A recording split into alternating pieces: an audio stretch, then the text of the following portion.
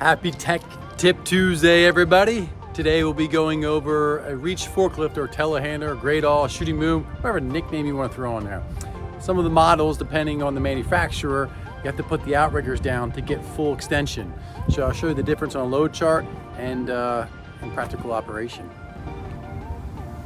So here you'll notice that we have a 12K, 54-foot shooting boom, telehandler, reach forklift, great all, wall, whatever nickname you want to put it on it. And the outriggers are not down. All right, so this load chart gives you that extension. When these outriggers are down, you can go to your load chart and go full 54 feet, right? If these outriggers are up, you stop right here. You can only go about roughly 40 feet across that chart. Also changes your capacity as well. But keep this in mind. So guys like, oh, it's not reaching the full height.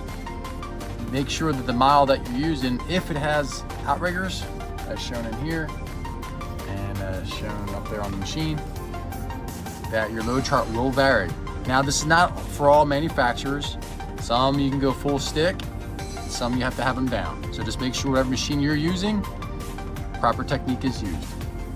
Hope you all enjoyed this week's Tech Tip Tuesday regarding the telehandler capabilities of going full stick, full length, versus having your outriggers down, versus how they're having them up, how that can drastically change your load chart. So appreciate you guys. Thank you so much. If there's anything I can do to help you and your team out, shoot me a DM, reach out to me via email. Please also like and subscribe to this channel, trying to keep it growing. Just really want to help as many people as I possibly can in this industry, and appreciate you. Thank you so much.